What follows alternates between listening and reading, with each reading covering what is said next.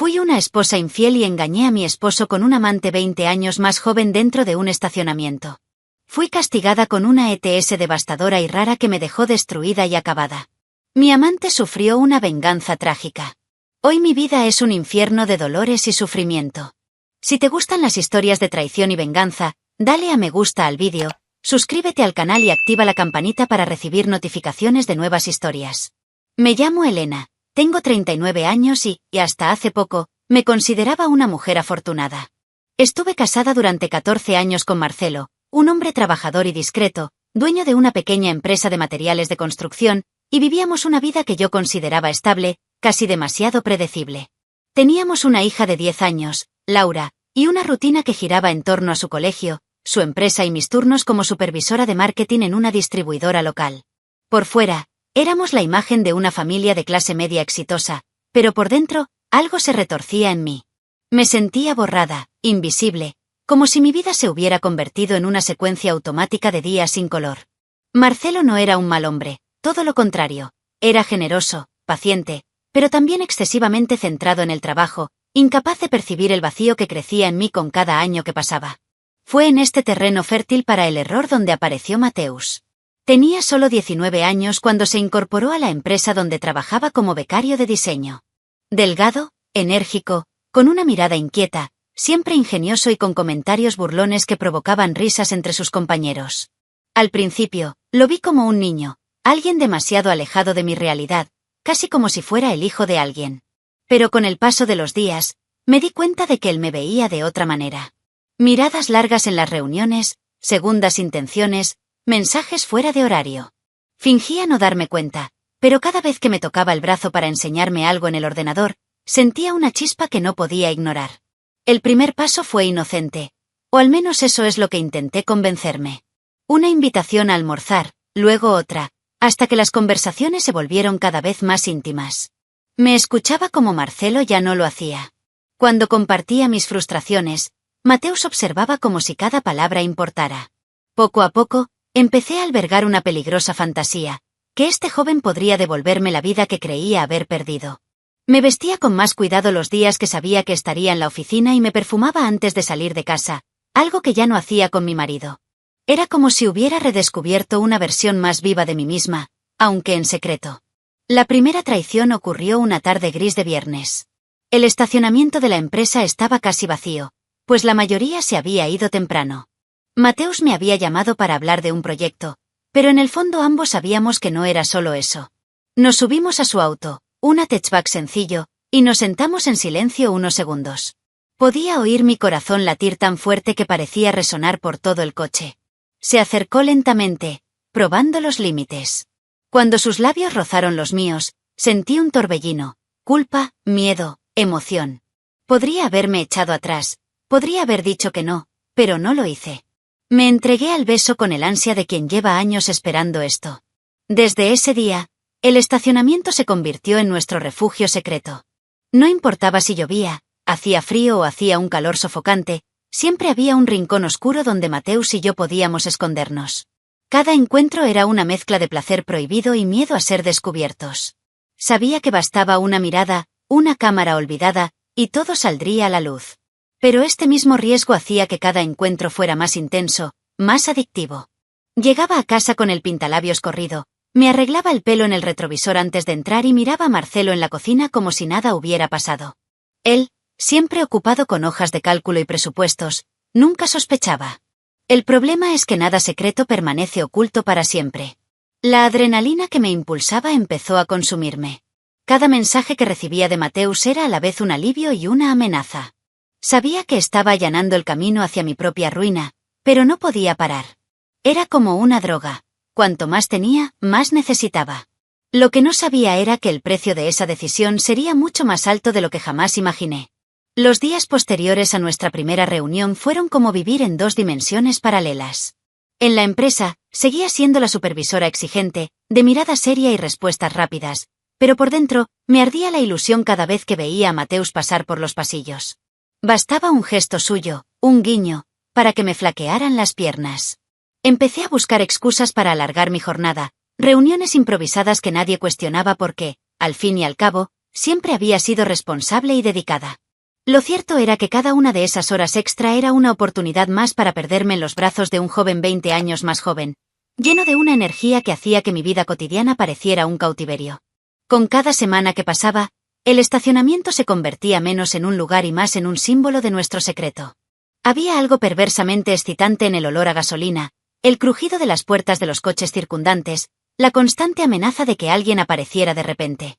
Recuerdo una noche en que llovía con tanta fuerza que el sonido en el techo del coche parecía ahogar nuestros gemidos.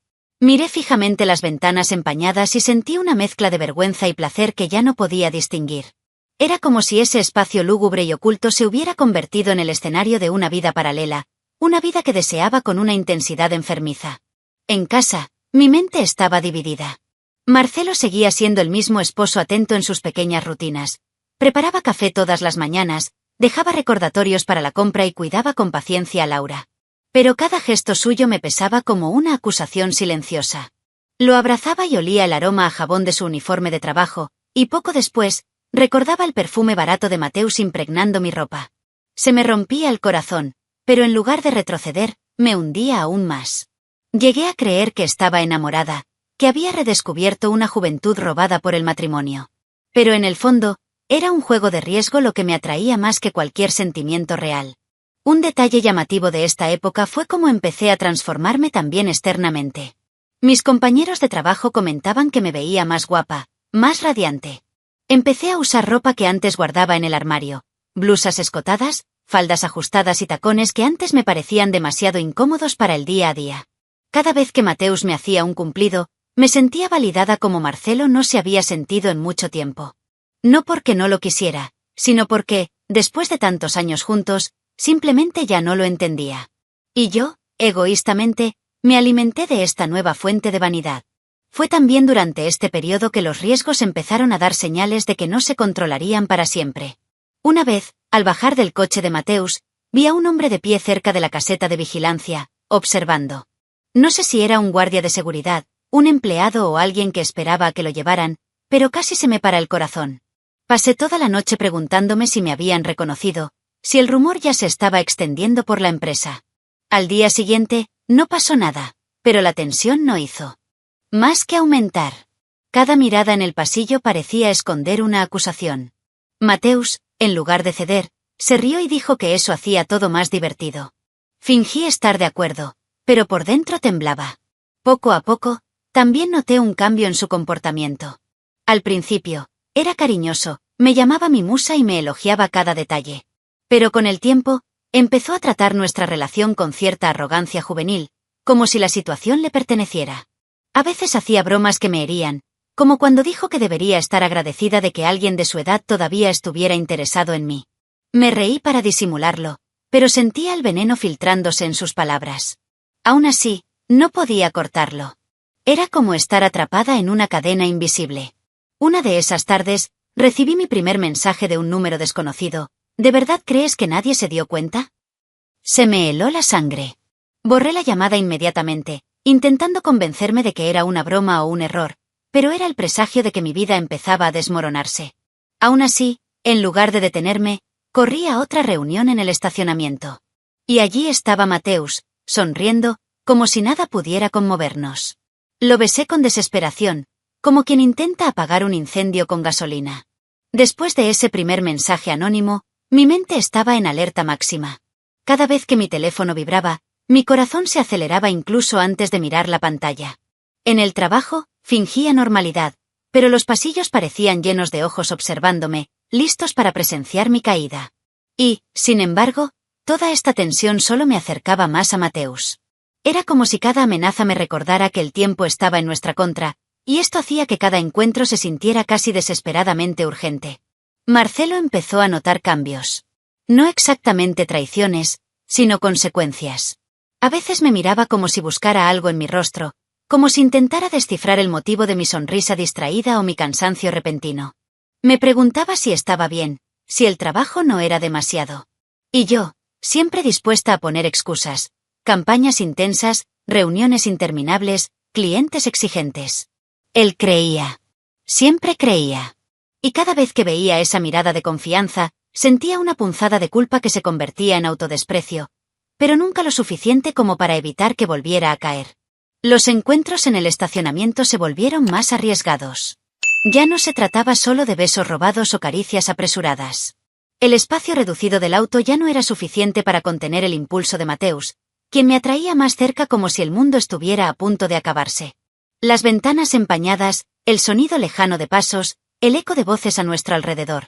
Todo se convirtió en la banda sonora de nuestro secreto.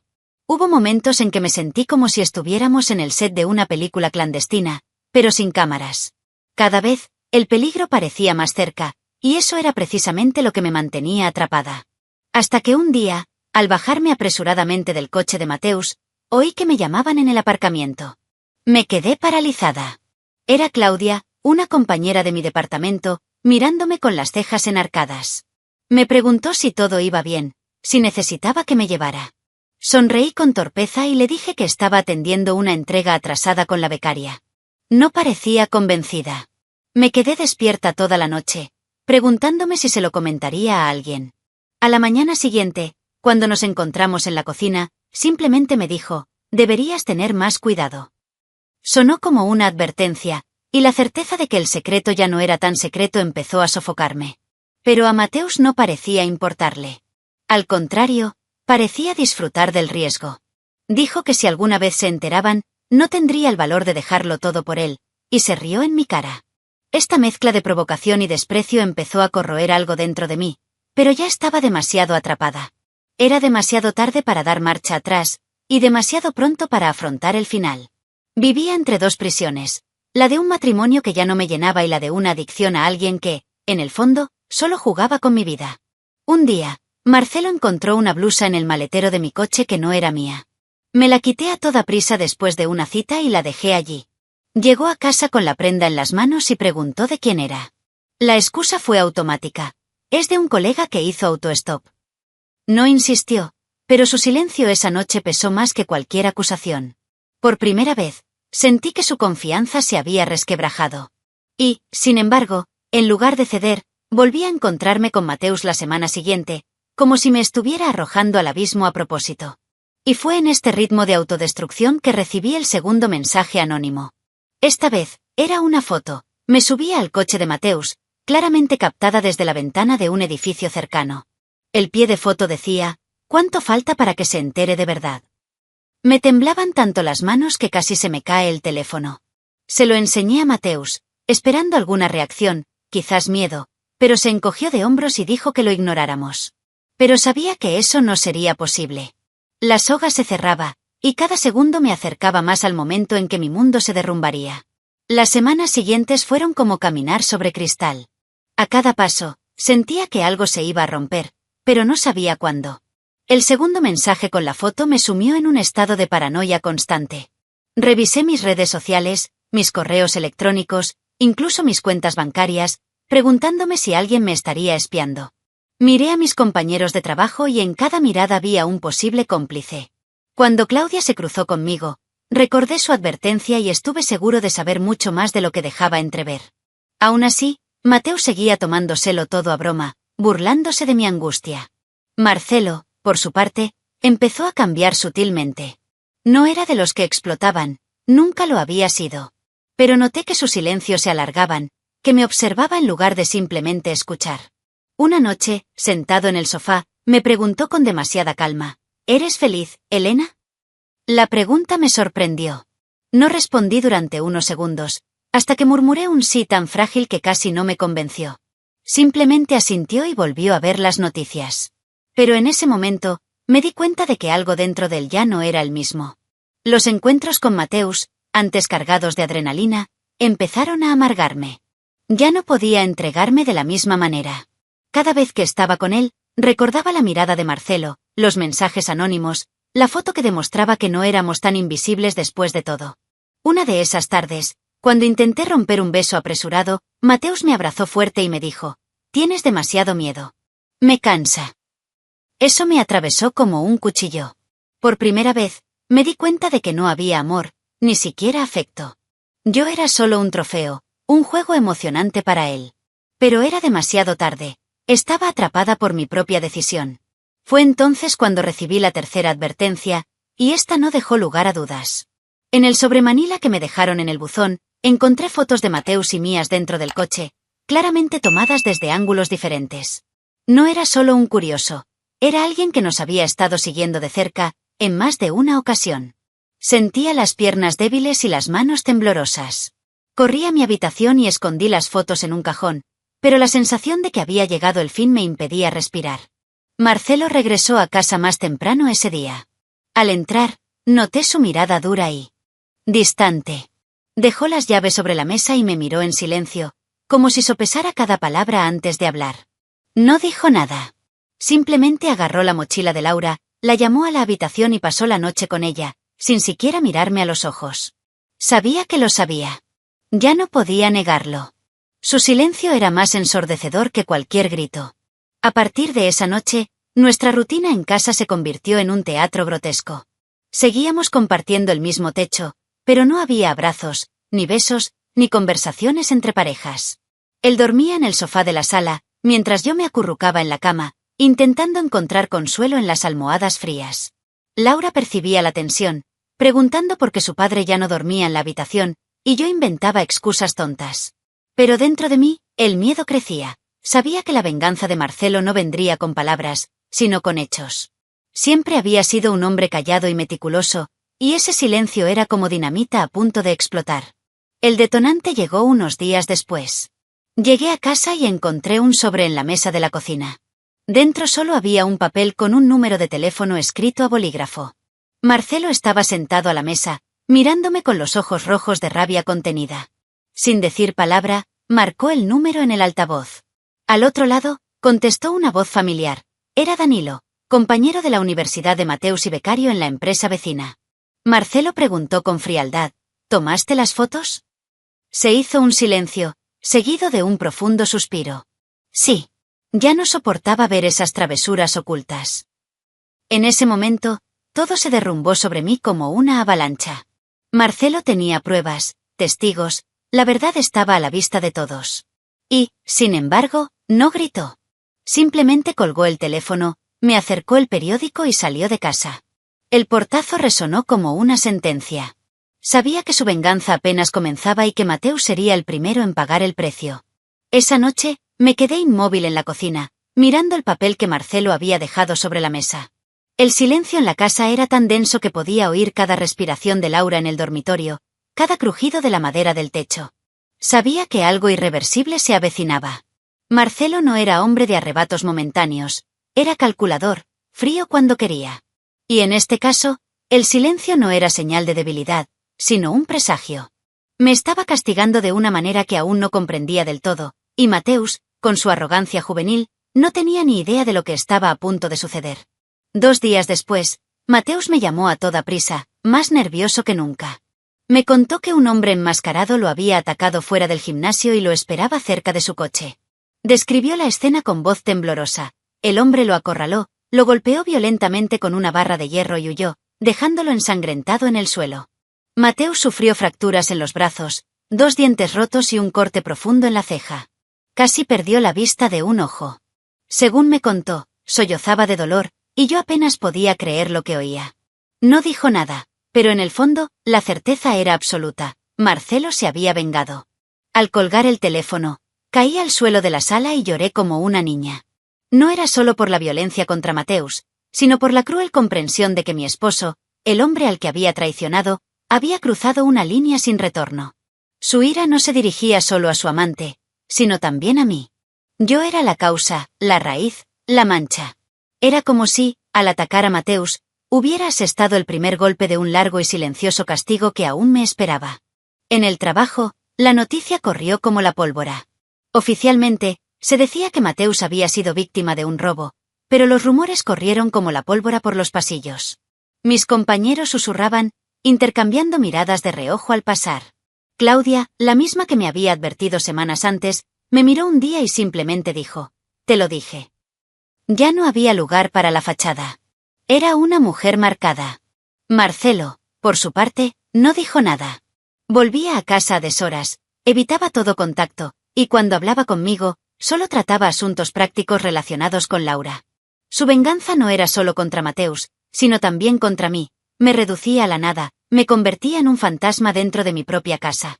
Intenté conversar, justificarme, pedir explicaciones, pero él se mantuvo inflexible. Su silencio era mi prisión. Mateus, hospitalizado durante semanas, perdió sus prácticas y pronto fue despedido de la empresa. La gerencia no quería que su nombre se relacionara con el escándalo, sobre todo porque los rumores de la relación prohibida ya corrían descontroladamente.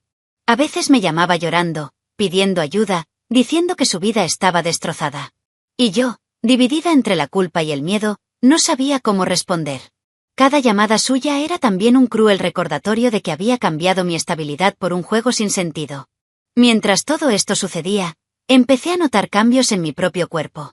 Una ligera sensación de ardor en los labios, pequeñas llagas que al principio atribuía al estrés o a una reacción alérgica.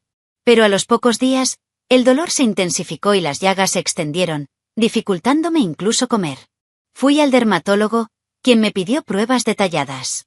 El resultado me cayó de repente. Había contraído una bacteria rara, de transmisión sexual y extremadamente agresiva. El médico fue claro, necesitaría tratamiento inmediato y, dependiendo de la progresión, incluso cirugía reconstructiva. Salí de la oficina aturdida, sintiendo que mi mundo se derrumbaba por completo. Mientras caminaba por la calle, con el informe en la mano, pensé en todo lo que había perdido. El respeto de mi esposo, la confianza de mi hija, mi reputación en el trabajo, la vida de Mateus en ruinas. Y ahora, por si fuera poco, mi propio cuerpo se convertía en un campo de batalla. Era como si la traición hubiera dejado de ser un secreto y hubiera empezado a grabarse en mi piel, marcada para siempre. Los días posteriores al diagnóstico fueron una auténtica agonía. Empecé el tratamiento con antibióticos fuertes, pero las llagas en mis labios no solo persistían, sino que parecían multiplicarse. Cada mañana, me miraba al espejo y sentía que me desmoronaba.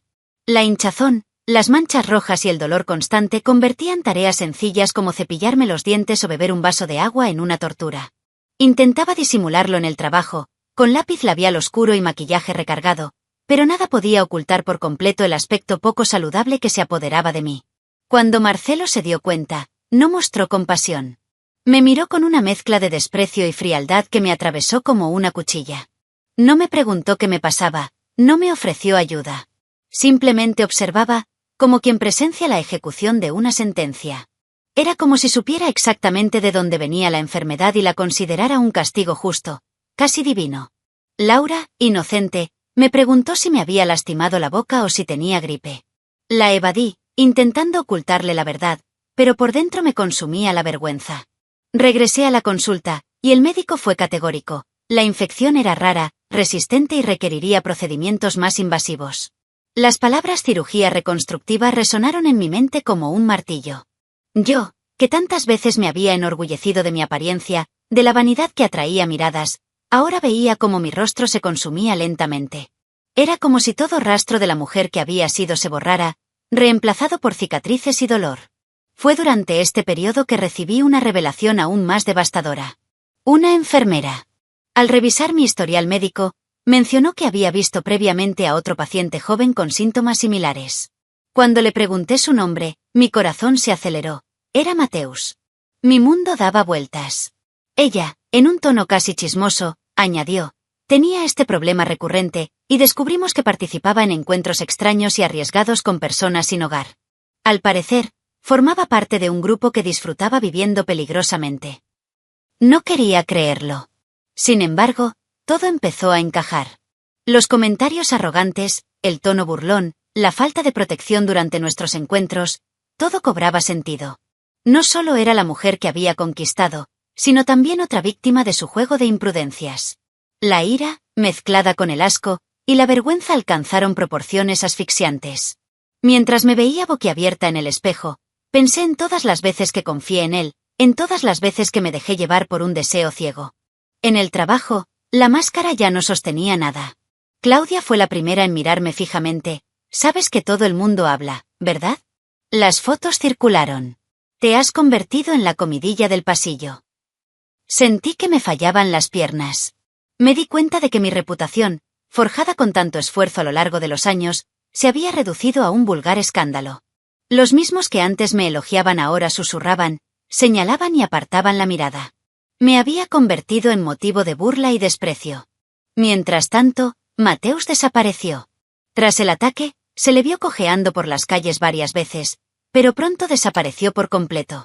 Supe por otros que había abandonado la universidad, se había distanciado de sus amigos y se había sumido en una espiral de humillación.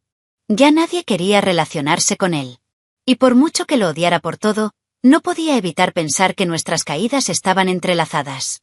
Él me había destruido tanto como yo había destruido a Marcelo. En casa, la situación era insoportable. Marcelo empezó a dormir en hoteles entre semana, apareciendo solo para ver a Laura. Un día, dejó los papeles del divorcio sobre la mesa. No hubo discusión ni pelea. Simplemente los dejó allí, fríos, como si fueran facturas por pagar. Firmé, incapaz de resistirme, sabiendo que cualquier palabra sería inútil. Su silencio fue el último clavo en el ataúd de lo que quedaba de nuestra historia. Empecé a vivir sola en una pequeña habitación alquilada, rodeada de paredes frías y recuerdos desgarradores. Cada cicatriz en el espejo me recordaba que lo había dado todo a cambio de nada. Y lo peor de todo, el doloroso tratamiento no garantizaba una recuperación completa. Quedé marcada para siempre, no solo en el cuerpo, sino también en el alma. Los días en la pensión se convirtieron en una rutina amarga, casi mecánica.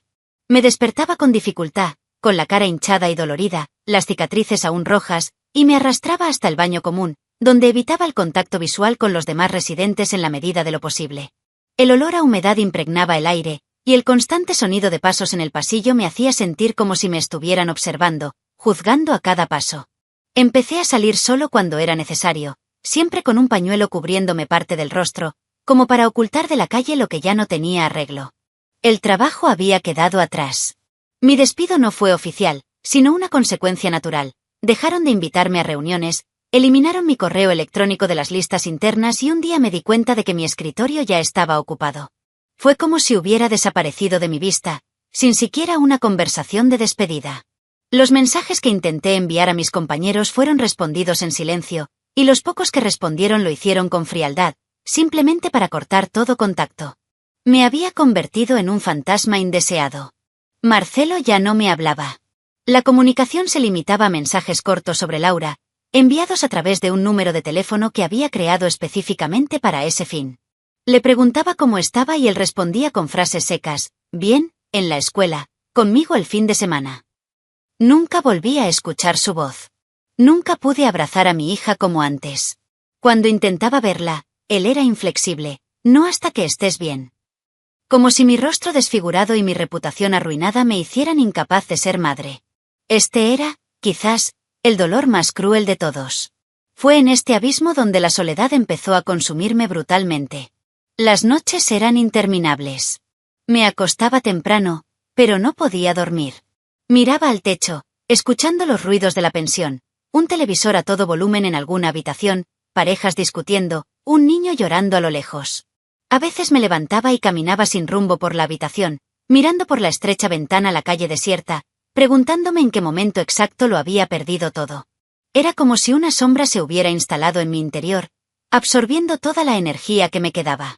Con el tiempo, el dolor físico dio paso al psicológico.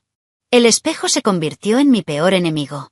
Evitaba mirarme, pero en momentos de debilidad, me quedaba mirando el reflejo y lloraba hasta quedarme sin aliento. La mujer que vi no tenía nada en común con la anterior. Ni la esposa segura de sí misma ni la amante ilusionada. Era solo un rostro pálido y roto que apenas se parecía a un ser humano. Sentí que me habían arrebatado mi identidad junto con mi dignidad. Y fue entonces cuando los pensamientos más oscuros empezaron a asaltarme. La idea de simplemente terminar con todo parecía cada día menos desalentadora y más lógica. Me encontré mirando los frascos de medicinas, preguntándome cuántos necesitaría. Planeé mentalmente cómo sería el final. Rápido, silencioso, sin cartas, sin despedidas. Al fin y al cabo, ¿quién me extrañaría? Marcelo ya había seguido adelante. Laura aprendería a olvidarme. En el trabajo, ya no existía. Era solo una sombra, una carga. Intenté encontrar consuelo en grupos de apoyo en línea, pero el juicio era inevitable. Cuando conté parte de mi historia, omitiendo nombres y detalles, recibí respuestas crueles: te lo mereces, hiciste trampa, ahora tienes que asumirlo, karma instantáneo. Cada comentario era como una daga, confirmando que todo el mundo me veía como un villano imperdonable. Y en el fondo, yo mismo lo creía. Quizás esta era la peor prisión, no solo el juicio externo, sino el mío propio, que me condenaba sin apelación. Una noche, llovía a cántaros. El sonido de las gotas sobre el techo de la pensión se mezclaba con el de un trueno lejano. Me senté en el frío suelo del baño, con el frasco de pastillas abierto frente a mí. Me temblaban las manos, pero no de miedo, sino casi de alivio. Por fin, tendría paz, pensé. Por fin, el silencio sería absoluto. Me tomé las pastillas una a una, tragándolas con sorbos de agua, hasta que sentí el cuerpo pesado y la mente nublada. Me quedé allí tumbado, esperando a que la oscuridad me tragara por completo. Pero el destino, cruel como siempre, no me dejó ir. Desperté 2 días después en un hospital, intubado, con máquinas pitando a mi alrededor. Una enfermera me dijo que me habían encontrado a tiempo, que era un superviviente afortunado. Afortunado. Esa palabra sonaba irónica. No era suerte. Era un castigo. Ya no veía el sentido de continuar, pero parecía que incluso la muerte me rechazaba. Despertar en el hospital tras el intento no fue un renacimiento, sino un shock. Las luces blancas, el olor a antiséptico, las voces bajas de los profesionales sanitarios, todo me hacía sentir como un objeto bajo observación. Una enfermera sonrió al verme abrir los ojos y me dijo que era fuerte. Quise reír, pero no pude. No era fuerza. Era condena. El tubo en la garganta me impedía hablar, pero incluso si hubiera podido, no habría tenido nada que decir. Pasé horas mirando al techo, escuchando los pitidos del monitor cardíaco, intentando comprender por qué, una vez más, me habían retraído. Al segundo día, apareció mi madre. Entró en la habitación sin mirarme, con el teléfono en la mano. Se sentó en la silla junto a la cama y recorrió la pantalla, mirándome de vez en cuando. Cuando por fin habló, su voz estaba más cargada de vergüenza que de preocupación. No sabes lo que dice la gente. Mis tías me llaman todos los días. No sé qué más decir. Quise decirle que se fuera, quise gritarle que no necesitaba que me juzgara, pero estaba demasiado débil para reaccionar. No lloró por mí, lloró por la vergüenza, por el escándalo que había provocado en la familia. Marcelo no apareció. Ni visitas ni mensajes. El teléfono que usaba para contactarme se quedó sin señal. Le pregunté a una enfermera si alguien había llamado para ver cómo estaba. Negó con la cabeza. En ese momento, me di cuenta de que realmente me había borrado. Ya no existía para él, ni como persona ni como madre de su hija. Esta revelación me impactó más que cualquier medicación intravenosa. Pasé 10 días hospitalizada. Durante ese tiempo, comencé a observar a los demás pacientes.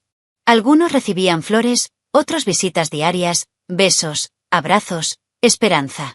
Yo no tenía a nadie. La soledad era solo otro cuerpo en la cama junto al mío, sofocándome. Las enfermeras eran amables, pero en sus ojos había un destello de curiosidad apenas disimulada, como si mi historia fuera un rumor viviente que circulaba entre ellas. Me sentí reducida a un caso clínico, un titular vergonzoso. Me dieron de alta una mañana lluviosa, sin fiesta, sin compañía. Firmé los papeles, recogí mis pocas pertenencias y regresé a la misma pensión de antes. Pero ahora había algo diferente, un peso aún mayor, la certeza de que no tenía a dónde ir. El mundo exterior me recibió no como a alguien que sobrevivió, sino como a alguien que quedó. Las cicatrices en mi rostro eran más evidentes que nunca, y el pañuelo que llevaba ya no ocultaba mi vergüenza. Intenté llamar a Marcelo una última vez desde el teléfono público de la esquina. Contestó al tercer timbre, reconoció mi voz y me dijo con frialdad: «No me llames más. Cuídate. Eso es todo». La línea se cortó antes de que pudiera responder. Me quedé allí unos segundos con el auricular en la mano, mirando al vacío, como si ese sonido de línea muerta fuera el sello final de un destino que yo mismo había forjado. Laura, mi hija, era ahora solo un recuerdo doloroso. Guardaba una foto suya en mi teléfono, tomada meses atrás, cuando aún éramos familia. A veces pasaba horas mirando esa imagen, preguntándome qué pensaría de mí en el futuro. ¿Lo entendería alguna vez? ¿O me odiaría para siempre? Esta duda era una espina clavada en mi costado. En las semanas siguientes, empecé a vivir como una sombra. Pasaba los días en una habitación oscura, subsistiendo a base de sopas instantáneas y medicinas. Evitaba los espejos, a la gente, incluso mis propios pensamientos. A veces me asomaba a la ventana y observaba el movimiento de la calle, pensando en lo viva que parecía la gente, mientras yo existía solo por inercia. Era como estar atrapado en el limbo, ni vivo ni muerto, solo un cuerpo respirando sin voluntad. Ya no esperaba visitas, mensajes ni milagros. El intento fallido me había demostrado que ni siquiera el final me pertenecía. Era como si estuviera destinada a cargar con ese peso el resto de mi vida, día tras día, hasta que me desvaneciera lentamente. Y esta perspectiva, paradójicamente, dolía más que la muerte. Las semanas siguientes se convirtieron en meses, y empecé a sentir que el tiempo ya no tenía forma. Los días se arrastraban igual, como si fueran copias borrosas el uno del otro. Me desperté tarde, con el cuerpo pesado, el rostro aún más distorsionado por el tiempo y el abandono. El espejo del baño común ya no me mostraba una mujer, sino una triste caricatura, un rostro que parecía moldeado para asustar. El pañuelo que usaba para salir ya no era un disfraz, era un escudo, una advertencia silenciosa para evitar que alguien se acercara. Mateus había desaparecido por completo. Las pocas noticias que recibía provenían de conversaciones casuales en el pasillo de la pensión o de algún comentario suelto en redes sociales. Decían que había perdido casi todos los dientes, que sus brazos nunca recuperaron la fuerza, que vivía aislado en un pequeño pueblo rural. Algunos decían que se había vuelto loco, que hablaba solo en la calle, que temblaba de dolor crónico. Una parte de mí sentía un amargo sabor a satisfacción, otra parte sentía asco de mí misma por seguir preocupándome por él. Después de todo, él había sido el principio de mi fin, pero yo era quien había abierto la puerta a todo esto. Marcelo, por su parte, siguió adelante con una serenidad quirúrgica. Me enteré por un conocido lejano que había reconstruido la empresa, conseguido un contrato enorme en otra ciudad y que ahora vivía con otra mujer. Vieron fotos de los dos sonriendo en un restaurante caro, él con la misma camisa azul claro que usaba los miércoles, ella con un vestido elegante. La imagen me impactó como un puñetazo, pero no había rabia ni envidia, solo un vacío absoluto. Era como si hubiera enterrado un cuerpo, el mío, y ahora caminara ligero, libre, reconstruido. Cada noche, intentaba reconstruir mentalmente los pasos que me llevaron hasta allí. El primer mensaje borrado. El primer beso a escondidas. El primer encuentro en el estacionamiento. Las disculpas mediocres. Las risas en el asiento trasero del coche. Cada detalle era una piedra apilada en un muro que ahora me separaba de todo lo que amaba. Y cuando llegaba al final de ese recuerdo, pasaba horas mirando al techo, intentando entender si había alguna salida de ese agujero. Pero no la había. No me quedaba nadie. No me quedaba rostro. No me quedaba ninguna historia que contar, salvo una de vergüenza. Empecé a evitar salir, incluso para comprar comida. Lo pedí todo por aplicaciones, dejando dinero en la puerta para que no me vieran. A veces pasaba 3 o 4 días sin oír mi propia voz. Empecé a hablar conmigo misma, solo para recordar el sonido que hacía. Al principio, era un susurro, luego empecé a contar mi historia en voz alta, como si alguien me escuchara. Quizás era una forma de castigarme, de repetirme todo lo que me había hecho, hasta que no quedara más que el eco. Los analgésicos y ansiolíticos que tomaba me dejaban entumecido. Era como vivir tras un cristal grueso, viendo cómo se desplegaba el mundo sin poder tocarlo. Y, sin embargo, había momentos en que el dolor físico estallaba y me hacía llorar desconsoladamente. No eran lágrimas de arrepentimiento, sino de agotamiento. Estaba harto de vivir en ese estado. Cansado de cargar con un cuerpo que era el recordatorio viviente de una decisión insensata. Un día, recibí un sobre del bufete de abogados de Marcelo. Dentro, solo había un papel con sello oficial, el divorcio era definitivo. No había carta, ni nota, ni firma personal. Solo una resolución burocrática y seca, que ponía fin formal a una historia que llevaba mucho tiempo muerta. Lo firmé y lo devolví sin leer las cláusulas. No quedaba nada que compartir, salvo el vacío. Esa noche, sentada en el suelo de la habitación oscura con el documento en las manos, comprendí que, francamente, era el final. No quedaba nada que esperar, ningún retorno, ningún mensaje, ninguna reconciliación. La mujer que había sido, esposa, madre, profesional, había sido despojada capa por capa, hasta que solo quedó esta sombra, respirando sin razón. Y por primera vez, sentí un miedo genuino de seguir viviendo.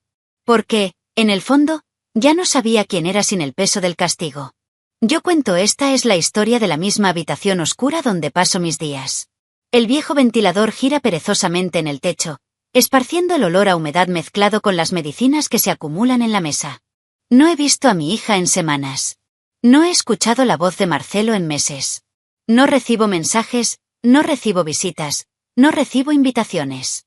Solo soy un cuerpo que respira por costumbre, el recuerdo de una historia que no debería haber sucedido. A veces pienso en el primer día que conocí a Mateus.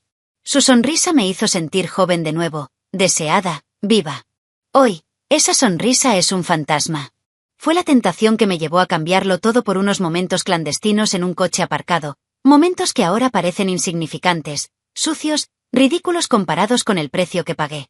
Recuerdo el tacto, el olor, los besos apresurados, las sábanas sudadas de un motel barato y el cuero desgastado del asiento trasero.